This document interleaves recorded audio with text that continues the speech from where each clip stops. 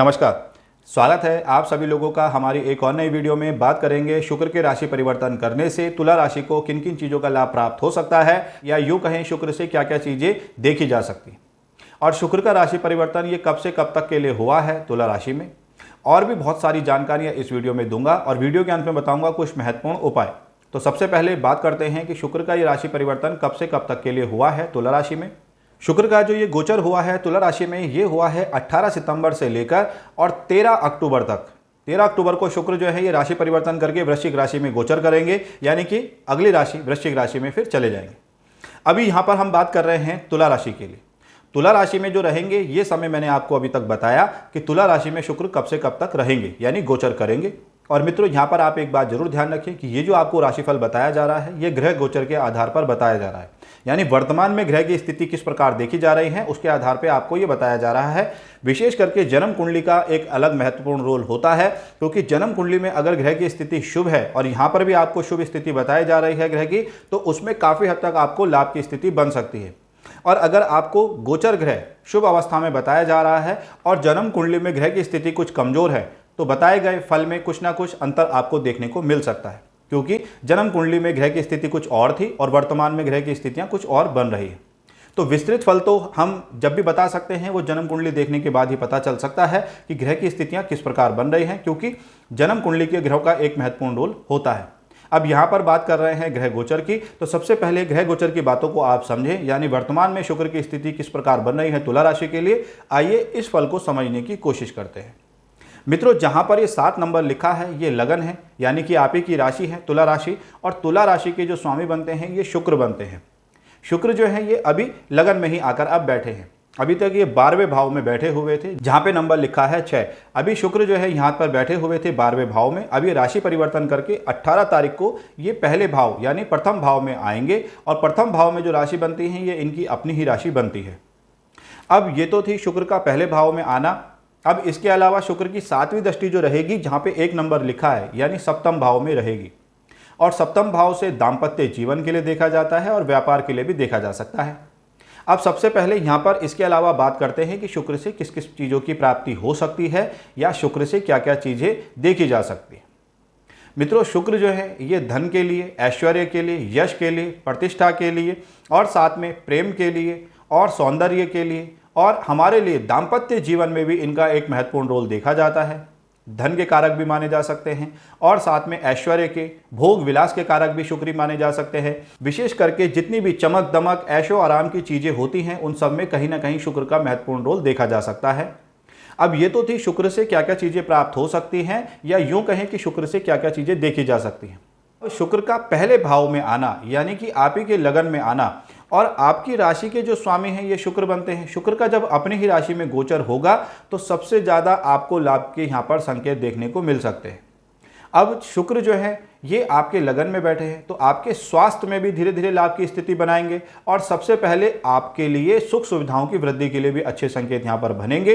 साथ में धन लाभ की स्थिति के लिए भी अच्छे संकेत यहाँ पर बनेंगे। और शुक्र की 7वीं दृष्टि जो पड़ रही है ये आपके दाम्पत्य क्षेत्र पर पड़ रही है, जहाँ पर राशि बनती है मेष राशि, और मेष राशि के जो स्वामी बनते हैं ये मंगल बनते हैं। मंगल और शुक्र की स्थिति जब साथ में बनती है, यानी शुक्र 7वें भाव का फल भी ये बढ़ाएंगे, और कहा जाता है जब मंगल और शुक्र की स्थिति जब साथ में बनती है तो काफ़ी हद तक इस क्षेत्र की वृद्धि के भी अच्छे संकेत यहाँ पर बनाएंगे, क्योंकि यहाँ के जो राशि के सप्तम भाव के जो राशि के स्वामी बनते हैं ये मंगल बनते हैं, क्योंकि यहाँ पर 1 नंबर लिखा हुआ है। 1 नंबर यानी मेष राशि ये बनती है सप्तम भाव में।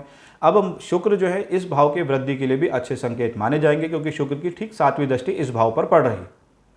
अब ये जो भाव है ये दाम्पत्य क्षेत्र के लिए देखा जाता है, यानी परेशानियों से छुटकारा मिलने के आपके बहुत हद तक चांस यहाँ पर अच्छे बनेंगे। मंगल जो होते हैं ये ऊर्जा के कारक माने जाते हैं, साहस के कारक माने जाते हैं, पराक्रम के कारक माने जाते हैं।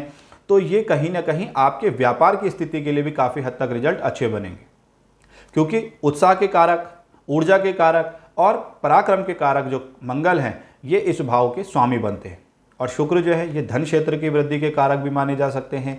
आपके लिए जितने मैंने अभी तक चीज़ें बताएं, सौंदर्य के लिए, प्रेम के लिए, विवाह संबंधित कार्य के लिए, कॉस्मेटिक चीज़ों के लिए और ऐशो आराम की चीज़ों के लिए भी शुक्र का ही महत्वपूर्ण रोल है। तो कहीं ना कहीं आप अपने ऊर्जा के माध्यम से, आप अपने पराक्रम के माध्यम से, आप अपने साहस के माध्यम से, आप अपने व्यापार में वृद्धियों के लिए अच्छे सहायक हो सकते हैं। तो आप मेहनत सुचारू रूप से करें। व्यापार में स्थिति आपको काफ़ी हद तक यहाँ पर अच्छी बन सकती है। व्यापार में लाभ की स्थिति भी काफ़ी हद तक आपको पॉजिटिव दिखाई दे सकती है।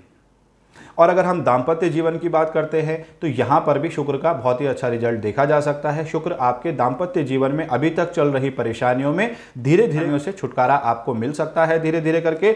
और शुक्र जो है ये आपके दाम्पत्य जीवन में मधुरता ला सकते हैं। साथ में आपके लिए घर परिवार में आनंद का वातावरण बना सकते हैं। घर के अंदर ऐशो आराम की चीज़ों का वृद्धि होना ये भी शुक्र के अधीन यहाँ देखा जा सकता है। आपके लिए धन के रास्ते खोलना ये भी शुक्र बना सकते हैं। और साथ साथ में रुका हुआ कोई पैसा प्राप्त होने के लिए भी आपको संकेत अच्छे बन सकते हैं। आपके पार्टनर से आपके संबंध मधुर बन सकते हैं। लाभ की स्थिति काफ़ी अच्छी देखी जा सकती है। साथ में आप धार्मिक आयोजन भी कर सकते हैं। ये वाला जो समय रहेगा ये आपके लिए घर परिवार में आनंद का भी देखा जा सकता है। विशेष करके शुक्र की स्थिति तुला राशि के लिए बहुत ही अच्छी यहाँ पर देखी जा रही है। सबसे पहले अपने स्वास्थ्य के दृष्टिकोण से और साथ में दाम्पत्य जीवन के क्षेत्र से, क्योंकि दाम्पत्य क्षेत्र पर भी शुक्र की 7वीं दृष्टि पड़ रही है। और व्यापार के दृष्टिकोण से भी यहाँ पर शुक्र की स्थिति काफ़ी हद तक अच्छी बन रही है। तो विशेष करके आपको अभी तक चल रही परेशानियों से, जैसे व्यापारिक दृष्टिकोण की अगर मैं बात कहूँ, या आपके स्वास्थ्य की बात करूँ, या आपके लिए आपके दाम्पत्य क्षेत्र की हम बात करते हैं, तो काफ़ी हद तक आपको लाभ के अच्छे संकेत अब धीरे धीरे बन सकते हैं इस बीच में। क्योंकि शुक्र जैसे ही 18 तारीख सितंबर में ये राशि परिवर्तन करके तुला राशि में आएंगे, क्योंकि शुक्र अभी तक जो चल रहे थे वो नीच के चल रहे थे। कन्या राशि में शुक्र का जो प्रभाव होता है ये नीच का माना जाता है। और 12वां भाव वैसे भी थोड़ा सा कमजोर देखा जाता है और नीच के बैठे थे, तो कहीं ना कहीं ये दिक्कतकारी यहाँ पर देखे जा सकते थे। लेकिन 18 तारीख के बाद शुक्र जो है ये राशि परिवर्तन करके ये आपके प्रथम भाव लगन में ही आने वाले हैं। तो काफ़ी हद तक आपके लिए फायदेमंद शुक्र देखे जाएंगे। आप भरपूर मेहनत करें। आपके लिए ये समय आनंद का, सुखद अनुभूतियों का, ऐशो आराम की चीज़ों में वृद्धि का, घर परिवार में आनंद की चीज़ें बढ़ने का, लग्जरी चीज़ें आपके पास आते हुए काफ़ी हद तक यहाँ पर रिजल्ट अच्छे देखे जा सकते हैं। आप इस समय अपने व्यापार के लिए मेहनत सुचारू रूप से करें। मेहनत का आपको फल मिल सकता है यहाँ पर। और अगर हम व्यापारिक दृष्टिकोण पर और ज़्यादा प्रकाश डालते हैं, तो अगर आपका व्यापार कॉस्मेटिक चीज़ों का है या आर्टिफिशियल ज्वेलरी का है, तो इसमें काफ़ी हद तक रिजल्ट आपके लिए व्यापार में अच्छे बन सकते हैं। और साथ में अगर मैं और ग्रहों पर नज़र डालूं, तो शनि आपके पंचम भाव में बैठे हुए हैं और वक्री अवस्था में बैठे हैं, तो ये चतुर्थ भाव यानी सुखेश का फल भी दिखाएंगे। तो आपके लिए काफ़ी हद तक शनि भी यहाँ पर अच्छे देखे जा सकते हैं।